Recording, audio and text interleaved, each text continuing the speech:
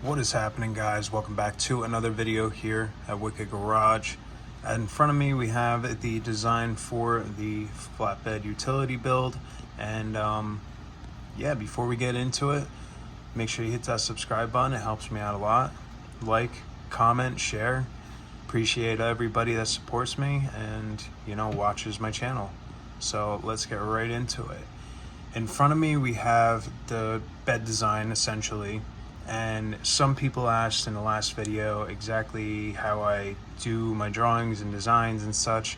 So I usually create like a 2D layout, profile views, so back, side, top, all that stuff, as you can see here, and sort of incorporate like the frame and anything that I got to go around. Like there's the def tank on the 24 GMC, so I had to go around that, so I measured, and it sort of shows how much lower the def tank's most likely going to be. Also shows like the boxes and the layouts of like where the gas caps are going to be and such. But it's simple in my mind, but this allows a customer to sort of get the vision of what I'm talking about, as well as change anything that they might not like on how it looks. And then from there, when I do the frame, we can sort of measure the boxes and figure out the frame and everything, and then I can modify it as I get done to where, everything fits the way the actual boxes measure, and I can just pretty much cut in and lay out everything. But this is essentially the frame. This is what we're going to be working on today.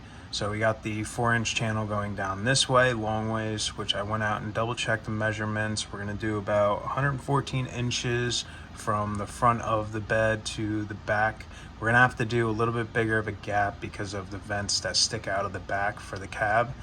So we're probably going to have to do 2.5 to 3 inches max, but it's not going to change anything. It'll only open up room back here, so it'll help out with the hitch and everything.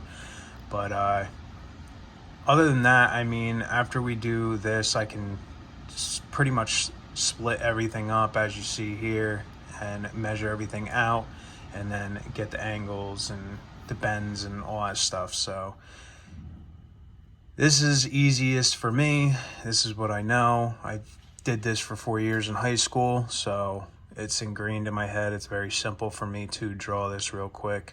Obviously, there's a lot more detail than just sitting down and drawing it, but you get the gist. So anyway, with that being said, we're gonna actually get into cutting everything that we need to cut. I got my list right here, and then we're gonna start cutting these. Let's get into it. I talked long enough, and I hope you guys enjoy the video. Let's do it.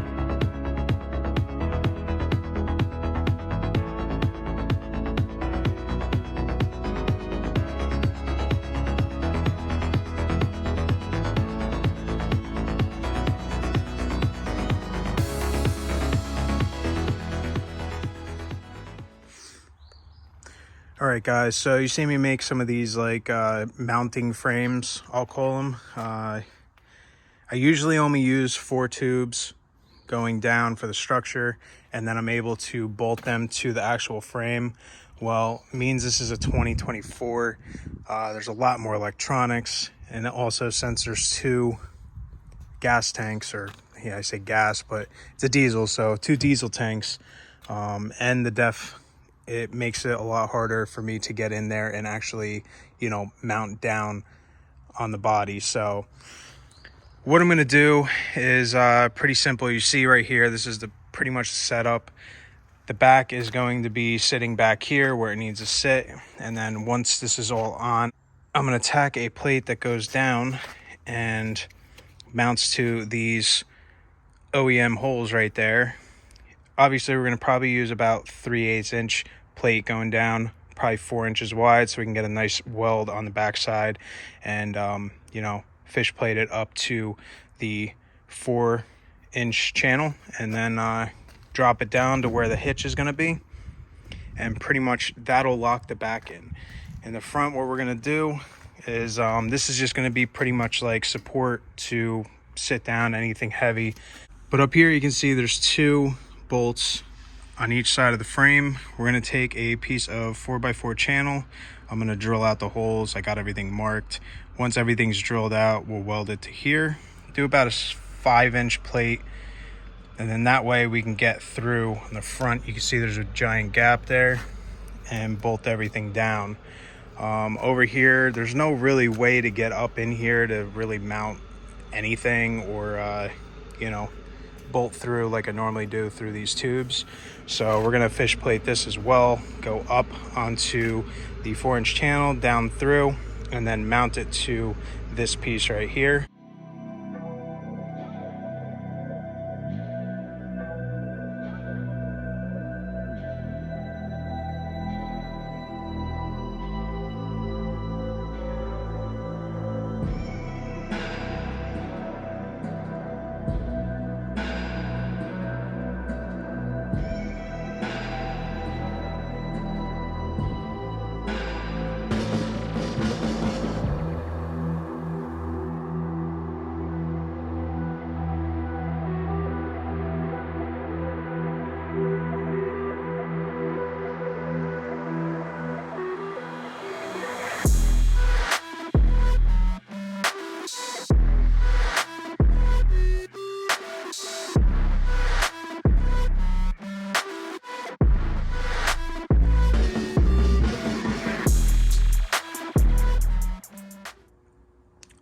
So we just finished doing the first box.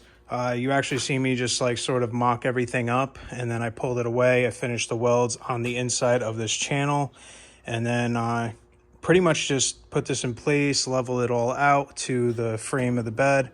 And then you can see I have some like pull tabs. So I had to get everything pretty much in place and pulled out so that there was no gaps in here. It's all flat again. There's not a bow or anything.